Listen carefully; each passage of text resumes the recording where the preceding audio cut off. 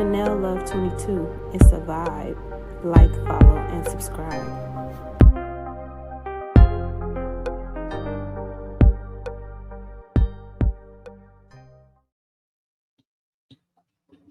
Hi, everyone. Welcome to the second episode of the Chanell Love 22 podcast. I'm your host, Tawana, also known as Sweet TMP. In this episode, I'm going to touch on a topic that has been coming up very often for me. I feel like it's very important that we discuss this topic. So this podcast episode is titled Love, Validation, and Healing, Breaking Generational Curses. So I've been hearing a lot of people talk about how they feel anxious and how they're always seeking outside validation. So I just wanted to kind of dive into what that can stem from and then how that can show up in our everyday lives. So understanding how your past can show up in your present life. So a lot of childhood traumas can cause you to seek validating behaviors, cause you to be anxious, cause you to experience these things in your adult life. Talking about childhood trauma in particular, you can have physical trauma, sexual trauma, emotional trauma, verbal trauma in your childhood, which can show up in your everyday adult life, and of course lead to things such as validation seeking behaviors, low self-esteem, anxiety in adulthood. Also, most importantly, we need to come up with a way to break these generational curses, right? And why this matters is because it isn't just about understanding what happened to us. It's about creating a new environment to where we can grow and heal and become the best versions of ourselves, right? Reclaim our power, encourage our children, have healthier relationships, grow as an adult. And we can't do that without recognizing where that stems from. So I wanted to touch on that. Let's dive into a little bit of understanding, excuse me, understanding what childhood trauma is. So childhood trauma can take many forms, right? Like I just said before, you can have emotional, verbal, physical, sexual.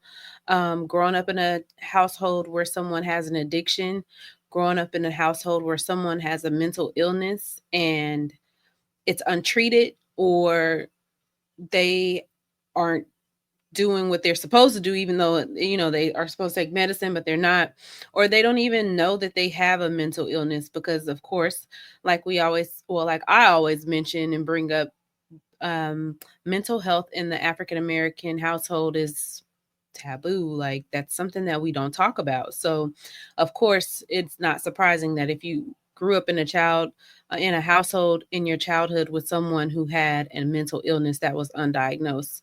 Or sometimes you can just be in a household where you feel unseen or unheard, or you don't feel comfortable, or like you're in a loving environment.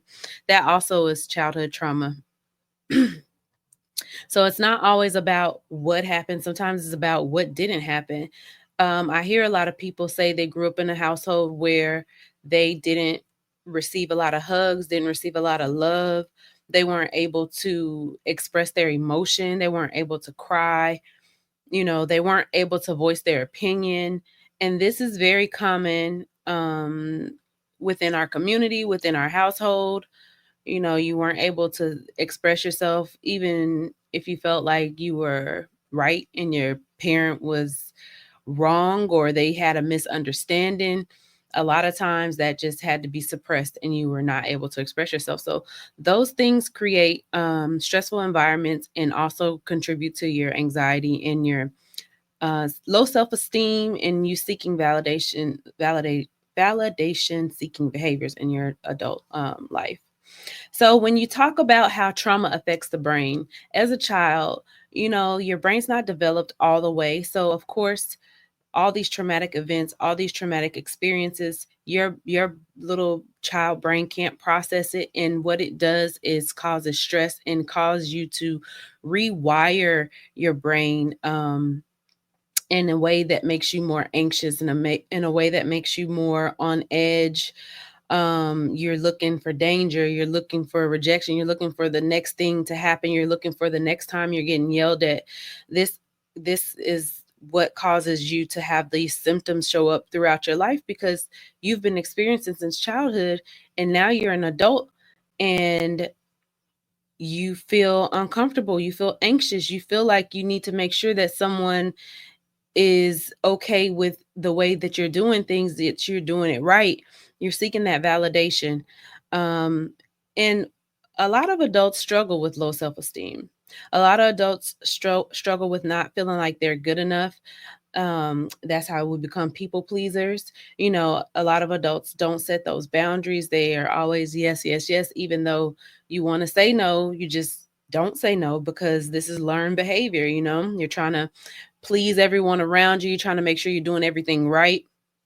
Then we have those adults who become perfectionists. They want to make sure they do every single thing right. So they're double checking themselves. They're stressed out about doing one task so right that they can't even carry on with doing the whole project, because they're just stuck on trying to make sure that they do it perfectly. And of course, we're not all perfect. You're going to make mistakes. This is how you learn. This is how life is. We learn from our mistakes. So avoiding conflicts. Yes, definitely. A lot of adults avoid conflicts, avoid avoid speaking up for themselves, because their fear of rejection.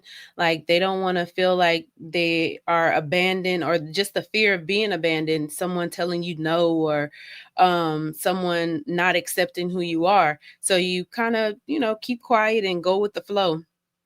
These validation seeking behaviors, you can see it sometimes in your workplace. Sometimes a lot of people are on social media seeking attention. I know we see that a lot. We're like, why would you post that, or why are they telling their business on social media? Or why would you post your child on social media? All of these things are trying to get likes. You're trying to get people to follow you. Your validation. You want attention, right? So this could look like, or you want reassurance, right? You want to make sure that you are still who you say you are. You still that girl, or you still that guy, um but staying in a relationship, staying in relationships where you are not valued because you're afraid to be alone. That's a big one. I feel like people definitely have attachment issues, and they are in relationships even though it's not healthy, but they are afraid of being alone, afraid of being abandoned. That all comes from seeking validation. It can be stemmed to some of your childhood trauma. Low self esteem is something that a lot of people deal with, and it does stem from childhood trauma. But also, I think that we don't encourage ourselves enough. Sometimes in the household, you don't get enough encouragement. You don't hear well done or good job enough. In your childhood, some people experience being yelled at, being cursed out. Whatever they do is not good enough. So these things, all these behaviors lead to you having low self-esteem. Maybe you were criticized more often than your other sibling, and it made you feel like the things you did didn't matter.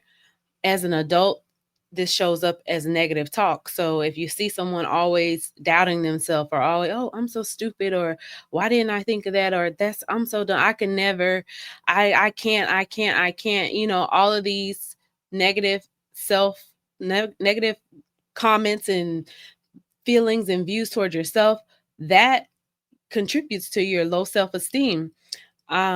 People feeling like they don't deserve happiness. I always tell people to be sure to uplift yourself. If you don't uplift yourself, no one else will.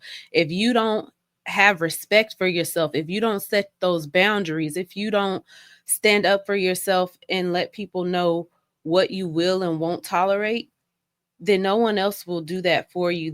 People will run over you, people will take advantage of you. You have to protect yourself, protect your energy, protect your mind, protect your mental health. That is your job. So just doing some things like daily affirmations, encouraging yourself to feel better about yourself, to think more positive about yourself. I always tell people to counter that negative thought with a positive one. So, of course, we have so many thoughts going through our heads every day. When you have a negative thought, think of something positive. Like continue to do that on a daily basis, and you will see how much positive things show up in your life versus you just thinking negative all the time. Something bad's going to happen. This is not going to work out. The more positive you think, the more positivity you attract in your life. And I also encourage people to not only just the daily affirmations to themselves, but involve your children in these healing activities that you do, because kids are like sponges. They listen and they follow everything that you do. They are learning. They're going to carry these behaviors into their adulthood, whether they're negative or positive, right? So let's create an environment that's positive for them, where they're not having childhood trauma and going through the things that you did when you were younger. Let's make a more positive environment for them and teach them how to say affirmations on their own. I encouraged my friend the other day about just saying positive affirmations on your way to work, positive affirmations while you're taking your child to daycare. Have your child say the positive affirmations too. Look at themselves in the mirror, or while you're driving, you guys could just back and forth. Like, I am smart, I am capable, I am strong, I am powerful. All of these things to help start their day, and you'll see a difference in your day if you start it off in a positive way. Therapy and support, of course, therapy is not seen as something that everyone is just willing to go do. A lot of people think therapy is someone trying to fix them, that's going to point out their flaws, or someone that's going to tell them what they're doing wrong, when really therapy is about you. Therapy is about teaching you how to cope with things that you've been through, how to cope that you're going to go through. So your anxiety, your depression, life is going to be lifing for the rest of your life. Things are going to happen.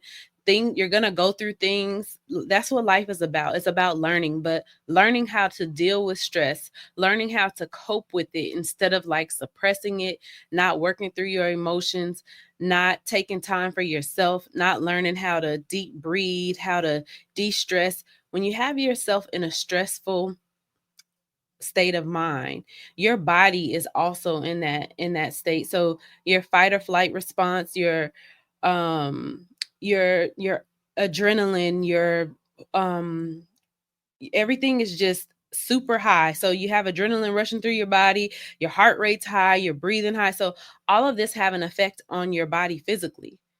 You are lowering your immune system. You are causing a space for disease. So it's very important to learn these techniques. It's very important to learn how to deal with anxiety, and especially if it's something that we're dealing with on a daily basis. Right now is a time in our society where everyone is super anxious. Things are happening. Everyone is just all over the place. So learning these techniques, taking time for yourself, learning how to take time out for self-care, learning how to relax on your own. And it doesn't take money all the time. Sometimes it's a walk outside. Sometimes it's time alone and quiet in your home, meditation, journaling. All of these things are very therapeutic and kind of helps calm your mind. Sometimes if you get it off of your mind and put it on paper, that helps. I tell people to create lists. Some people say how they have all these things running through their mind. At the end of the day, they can't sleep. Get a piece of paper out and write down your to-do list. Now it's there on paper. When you get up, you can pick that up again. You don't have to continue thinking about it over and over and over and over again. But that's just a few techniques. But like I said, in therapy, there's cognitive behavioral therapy, there's trauma focused therapy, there's solution focused therapy. There are different types of therapies that are used to kind of help you overcome those challenges, begin your healing journey. and become the better version of yourself. I do tell people in therapy, be sure that um you are in a space where you feel comfortable, and you are in a space where you feel safe enough to open up. So make sure that your therapist is someone that you connect with. If it's not, of course, look around for another therapist or request another therapist. Catalyst Counseling Therapy Services in Gulfport and Biloxi, they have an office in Gulfport and Biloxi, is a very good um, therapy group here on the coast in Biloxi, Mississippi, and Gulfport, Mississippi. They have excellent, amazing therapists who work with children, adults, um, couples, group therapy, and they have several therapists. So be sure to select someone who is compatible with you, and don't be afraid to say, I don't think that this is going to work out. I'm going to seek therapy somewhere else, because like I said, therapy is for you. Have self compassion. Be kind to yourself. Don't beat up on yourself so much. I know so many people who are like, I'm my worst critic. Yes, we are supposed to self reflect. We are supposed to make ourselves better, but celebrate the small moments. I know you have some things that you've accomplished, so celebrate your weekly wins. Like, discuss things that you don't even have to discuss everything that you've done, but just acknowledge those moments when you've completed something that you set out as a goal for the week or for the day. You know, make sure that you're acknowledging yourself in those moments, and make sure that you are giving yourself credit for what you do. Don't always just beat up on yourself.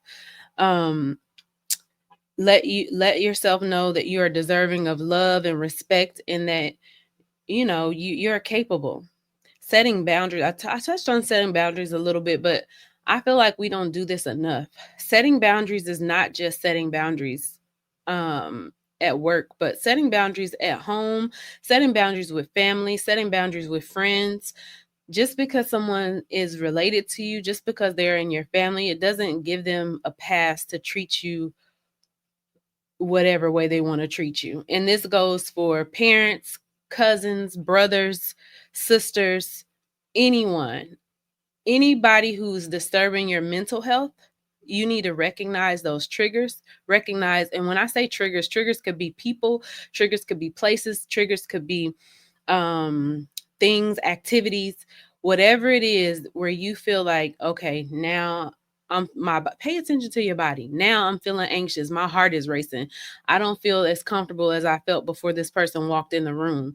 Okay, set the boundaries to, if it's a person who causes you anxiety and stresses you out mentally, avoid being around that person so much. I mean, they may be a family member, but you can avoid being around them as much, because you have to protect your own mental health, and nobody else is going to do that besides you.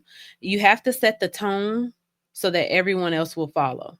If you don't set the boundaries and set the tone and the groundwork for yourself, I'm telling you, people will run over you. You also have to do inner child work. So inner child work, of course, we hear this all the time. Just, going back to the time to where you felt like you were lacking or didn't have, or, you had less than you felt like you needed at the time, and just kind of work through the moments of like, um, what would you do in that moment if you were able to go back to yourself as a child, and what would you say to yourself as a child? It's about giving yourself love and validation in that moment, and kind of letting go and not holding any grudges. Forgiveness is for yourself. You're not necessarily forgiving the person that wronged you. You are letting it go for yourself, because you're really holding on to something. Keeping things suppressed, keeping things inside, is only hurting yourself. Breaking generational curses. Oh my goodness. This is a big one. A lot of people, I will say that now, I do see a lot of people changing their parenting style in the African American community. We always hear this gentle parenting, letting your kid express themselves, letting them, be emotional, letting them have their moment, teaching them how to channel through their emotions, how to express themselves when they're mad. Like, I feel like we are breaking curses. We are doing new things in this area, and I'm loving it. I do think that it can be still, practiced more often throughout the African American community for sure, but just in general, allowing children the space to learn, the space to grow, the space to work through their own emotions. They are young and learning, and of course, if you went through some things in your childhood, you're learning how to adjust from that and become the best version of yourself as well. So just letting them know they're loved unconditionally, always having a safe environment for them. Children love consistency and safety. They love routine. They love feeling like they are able to express themselves and they have someone there to back them. They love to be protected. So being consistent with children, like if you tell them that you're going to do something, follow through, that creates trust, that creates that bond, and that allows them to trust you with what you say and trust being around you. Um, Open communication. Yeah, we talked about open communication, allowing your child to express themselves and you being open with how you feel and direct with what you want them to do, of course. Um, but yeah, breaking generational curses, breaking the cycle. This is how you create a safe environment for your child, and you create a safe environment for yourself to heal. You can't heal in the same environment that made you sick, meaning you can't overcome the things that caused you trauma if you're still sitting in the trauma. You got to create those boundaries. You got to create that healing space. You got to move around. You got to do better than what was done to you previously. And you do that by starting your healing journey, going to therapy, recognizing those triggers, creating those boundaries, creating a better space for yourself and your children. So we discussed childhood trauma, how that can lead to validation seeking behaviors, low self esteem, how to heal those wounds, of course, seeking therapy, having self compassion, and intentional parenting. I just want everyone to take away from here a small step towards healing, whether that's starting therapy, starting to do your daily affirmation, journaling, even just recognizing triggers, paying attention to your body, and creating boundaries. And I also want everyone to understand that every step counts. This is a healing journey. That's why they call it a journey. It's not overnight. It's not something quick. It's not something that's going to happen. And you may have to revisit this healing journey if you feel like you're healed and then something else comes up in your life and triggers something that you thought you healed from. That's why it's a journey. It's just ongoing. Like, things will happen to us, and that's something that we can't change. I always tell people to focus on the things that you can change.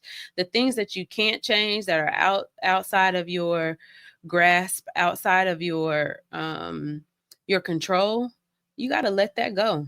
Let that go and control the things that you can. And when that time comes, when it comes for you to deal with something that you can't control, you'll be able to handle it better because you are a better person. You're becoming a better person because you're developing all these positive aspects of yourself by doing these exercises and putting in the work to better yourself. So always keep that in mind. And if you are ever suicidal, please reach out to the crisis hotline. You can call or text 988. If it's emergency, of course, report to the nearest ER or call 911. And I just want everyone to take away that I already said my little proverb in the discussion earlier. You can't heal in the same environment that made you sick, and we all know what that means. So I want to thank you guys for tuning in to the second episode of the Chanell Love 22 podcast. I hope you stick around for more, and I appreciate you for taking the time to listen today. Have a good day. Peace out.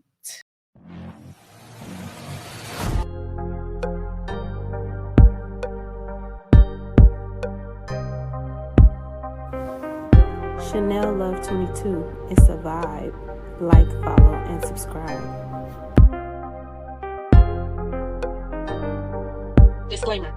The information shared on the Chanell Love 22 podcast is for educational and entertainment purposes only and is not medical advice. Neither the host, guest, nor the podcast assumes responsibility for any actions taken based on this content. Listeners are strongly encouraged to consult a licensed healthcare provider before making any changes to their health, including medications, supplements, or treatments. This podcast is intended to comply with applicable regulations. However, it is not a substitute for legal or medical advice specific to your location. Listeners outside of the United States should ensure they follow healthcare guidance and regulations relevant to their regions. Thank you for listening, and remember, health is wealth.